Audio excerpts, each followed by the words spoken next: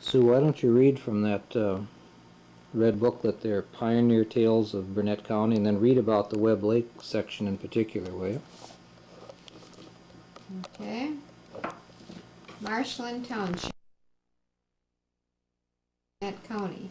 Later, Webb Lake became a part of the township of Menon, then Jackson. Our town board members, including George A. Knutson, chairman, O.M. Thatcher, clerk, and others, walked to board meetings at the Orange School in the town of Menon. At least once they caught a ride partway home with Mr. Carruthers.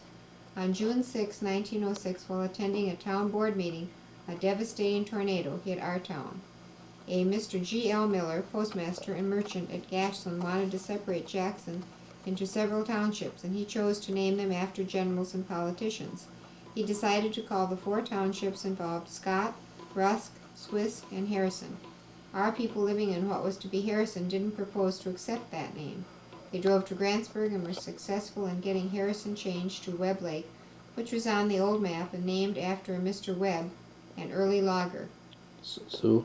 We later became Webb Lake. What do you know about that early logger, Dad? Webb? Or trapper? Was he a trapper or logger or both? Or Trapper came down, clean down from Superior. by what? By I mean, water. did he have canoes, or I mean, how did he get here? Well,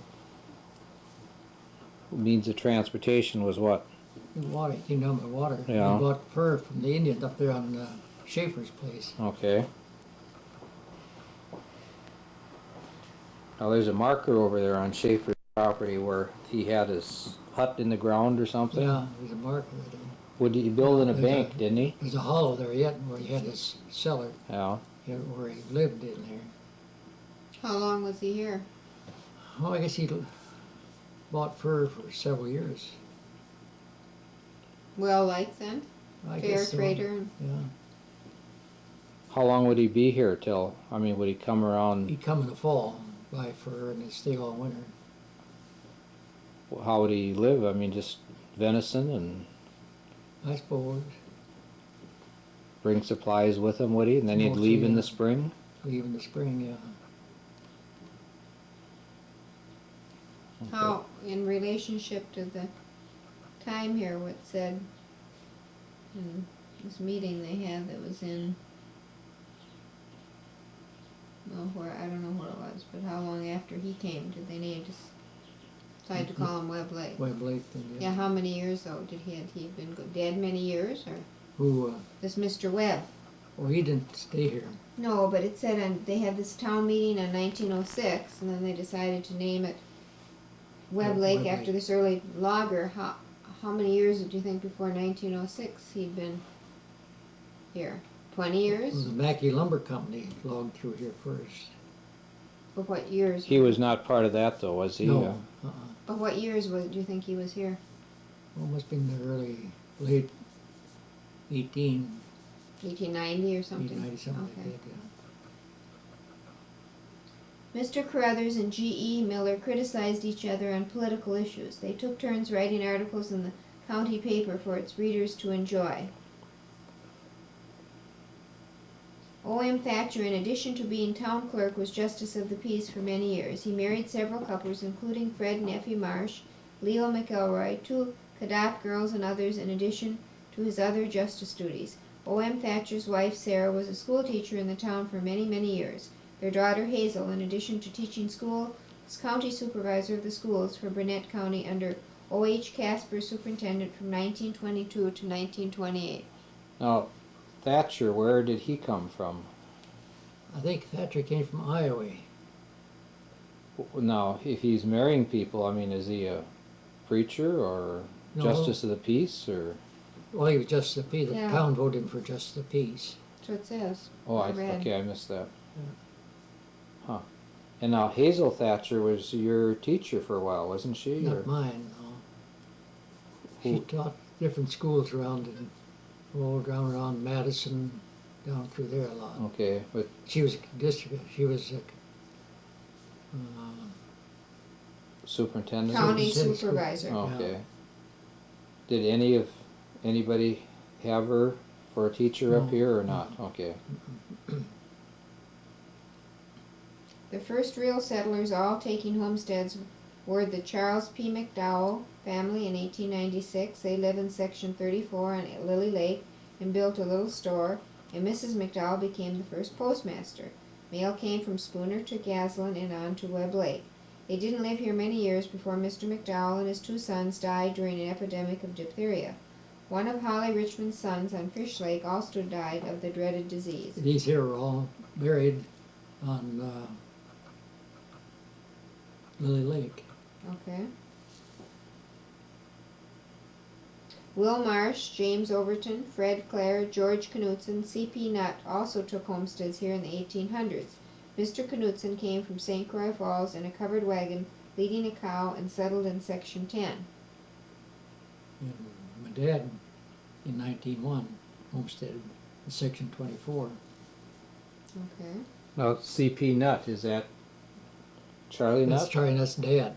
Oh, what was his name then? C.P. C. What was this? So that was Charlie Nutt's dad. Now, Yeah. were they at the same home site over there, or? Well, right close to the Namakagon River. Yeah. Huh. Okay. What was your dad's name? Nels Peter Johnson. Okay. Good Scandinavian name. Hmm? Good Scandinavian Yeah. name. In the early 1900s, many more families moved in, taking homesteads, some of which were Rolla and Charles March, Arbuckles, Rooks, Bents, Smiths, Andrew Nelson, John Holmes, John Spafford, and daughter Effie, N.P. Johnson, That's right. Gardners, George Johnson, Fred Huth, O.M. Thatcher, Lily Bevins, Fred Clare, Charles Harrow, Ole Kemp, Nick Hawes, Livermores, and Breezy. Mr. Breezy made and sold brooms. Mrs. McDowell made ash woven baskets large and small and sold them. John Jones and wife, their son Jim, and grandson George Jones settled near Jones Creek, and the stream was named after them. Jim taught school in Webb Lake. The grandson, G.R. Jones, edited the Shell Lake paper. Jim Jones boarded at my folks' place. Okay. So now, was he your teacher? No, it was Ivan's teacher. Was he? Ivan's first teacher. Anybody else you want to tell about here? No, that wasn't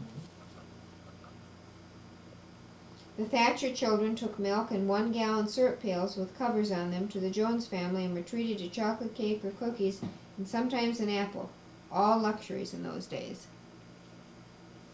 Apple was a luxury? Oh, yeah. As was chocolate cake. Let me see.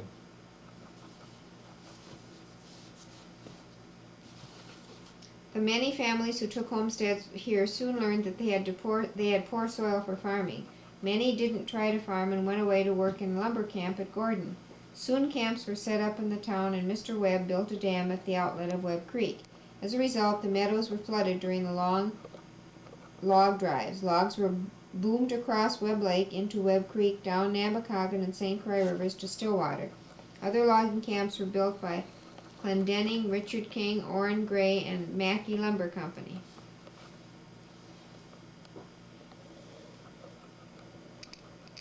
Okay. Tommy Thompson from Barron, Wisconsin made the rounds to the lumber camps with a St. Bernard dog and a toboggan. He sold watches in this town to the lumberjacks. We had a picture of that. Burnt up, of course. Of Tommy Thompson and Yeah. his His dog? yeah. Huh. And he bought a watch from him. Yeah. With the, what, couple dollars or? I guess the Ingersoll watch was about $1. Yeah. That was the dog's name, remember? The Nutt boys, Charles and Ed, Carl and Emil Johnson, Ben Smith, and others, went on the drive each spring. Now that would be from like that high bank over here Yeah, on Oh, on really? Upper Webb and yeah. You get them all down and going down the lake here. And then they'd have a big long chain with a hole in the end, drill a hole on one end and way on the other. See, that's where you picked up that big that chain. chain in the garage there, Yeah. yeah. And they'd pull it down the end there and clean on down. And Now- where would they take them? Hmm? Where would they take all these logs? Down the Namacoggin, the Mississippi, down Where to would- Stillwater. Oh, okay. Now That they'd, was your brother they- that went along? No? Emil Emil. and Andy did, yeah. now they'd come back, They- what they did you start- say, April? Yeah, they start here as soon as the ice went out. They'd be down there, go down, and about later part of June, 1st July, they'd end up down at Stillwater, and then come back home. And from there, they'd go out west, harvest fields. Oh, really? Okay. Yeah, how much money would they come back with after the log drive? Oh, I don't know, they'd probably make about $35 a month in board. Yeah, And they saved up all that money, and then they bought the store, did they? Webb Lake, yeah. Your brothers. Mhm. Fred Huff published the Grantsburg Journal, later moving his family to Grantsburg. Youth. Youth, okay. That was, they call that the journal then. My dad would, see, he was proven up. He had to live 5 years, or 3 years, or 5 years on the property. And he'd come out here with his family in the summertime. My dad would go down and get him, bring him out here, the family. And in the fall, when school started again, he'd bring him back down to Grantsburg. Oh. Where did he live here? Youth, right next to my dad's farm. Now, Okay. you say proving up, Yeah. that meant he got the land by homesteading it Homesteading and it, yeah. residing there Yeah. so many months You a have year? to have to live there so much and then have so many acres broke up.